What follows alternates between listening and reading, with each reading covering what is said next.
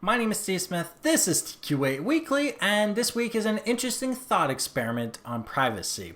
How does one remain private online? Well, here's the thing. You're going to have to understand that the groups like the NSA and the CSIS and other government groups have decided to violate your privacy of every single person on the internet in a way that makes it really hard for us to stay private on the internet, or basically makes it virtually impossible because of the way that information is collected. And governments have taken it upon themselves to bend to the will of other people by masquerading certain events as being other types of classes of events so that they can give themselves permission to do something that is utterly worse than any other action that other groups have done. Because what they have basically achieved is the disappearance of our private lives. And the only way to take it back is by making it impossible for them to do their job. By combining everything that we have now into a set of different circumstances intertwined, making them blind. So this is how it starts. You need to treat each of the aspects of your experience on the internet and make sure that everybody would do this at the same time so that none of the information is useful anymore. So your metadata, the data of where the packets are going to and coming from. This is the most important part of any data acquisition technique in order to make sure that they can figure out who you are talking to and where you hang out on the internet. By simply removing metadata from the equation, by shoving it down a series of VPNs and even Tor tunnels all over the internet, you would make part of your metadata useless. You would make it so that they couldn't significantly identify you geographically as long as you are not the only set of people in your geographical location that are using this. In these kinds of techniques, you have to be a massive amount of people connecting all over the world onto these kinds of services to significantly hide your signal so that you cannot be separated out and tracked easily. So by making metadata itself useless, by having a massive amount of people connecting through VPNs and things like Tor, you would actually make metadata useless. This would force them to have to read the message inside. Well, for the most part, a lot of websites use SSL, and SSL is private key based. For the most part, a private key is good for a year. So anybody who can get a hold of the correct key could decode the message itself, and they could compromise the entire year's communication simultaneously. By allowing them to be able to read all of the data inside of that message, they can figure out who is communicating with who anyway, even if they don't have the actual metadata itself, because it would actually just say it in that information who and what the message is, depending on how it's rendered by the server. Now, we're talking about the fact that the private key is good for a year. There are groups pushing to have the keys rotate daily.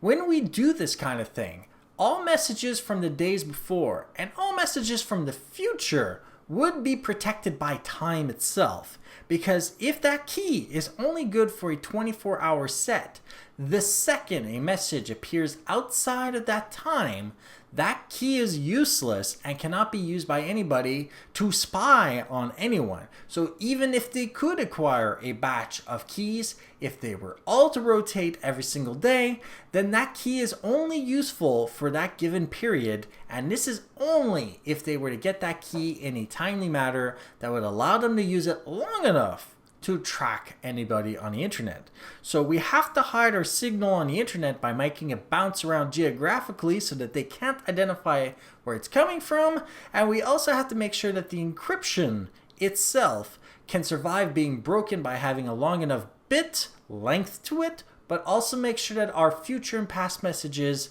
are not compromised by that current key by making it rotate every single day.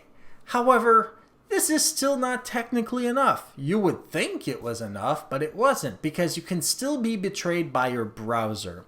Now, everybody on the internet knows that browsers have cookies. The thing is that we normally forget that things like Flash and Java also can have cookies stored in them.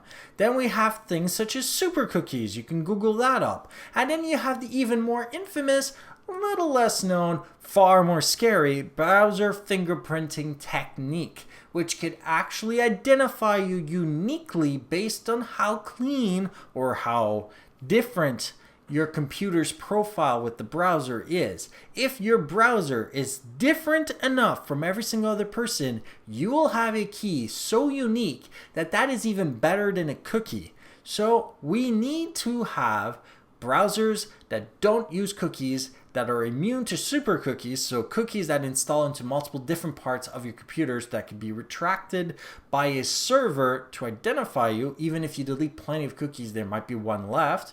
And you also have to make sure that your browser fingerprint is null. If every single person on the internet were to show up online connecting through VPNs, through things like Tor, with browser fingerprint values of null, with the inability of collecting cookies, which would technically make it impossible for you to log in, but if you're trying to stay private, that is the cost of being on the internet. And every single person on the internet, which there is a rough estimate of something like 2 billion people capable of connecting to the internet, if every single one of these 2 billion people is connected in this specific way, by making metadata useless, by preventing the breach of any message from now, the past, and even the future, and everybody looked like they were the same, the NSA, the CSIS, and every other government agency could not tell you apart from a person in a different country, essentially making them blind. They can collect all the information, but as long as they could not decrypt it, they would never be able to know what was happening online. And this is the only way that you could actually defeat these bastards that are recording everything on the internet. And there is one issue with this. Just as much as one person trying to stay secure on the internet betrays their location, if out of every single person on the planet, one person decided not to do this, well, they are spotted immediately. So it's either everyone or this doesn't work at all, because there will always be somebody who will not have gotten the message that will betray their location and end up breaking the entire cycle at the same time. If you like this thought experiment and how it makes you think about how complicated privacy can actually be, especially trying to regain something you're losing right now, like this episode. If you don't like it, just dislike it. Leave your comments down below. Leave your questions and suggestions down below. If you want to have me make more episodes like this or answer other types of technology questions, whatever, all you have to do is go to www.patreon.com/TQA Weekly, where you can give as little as $1 so that I can continue making episodes like this. And of course, do not forget to subscribe. Have a great day and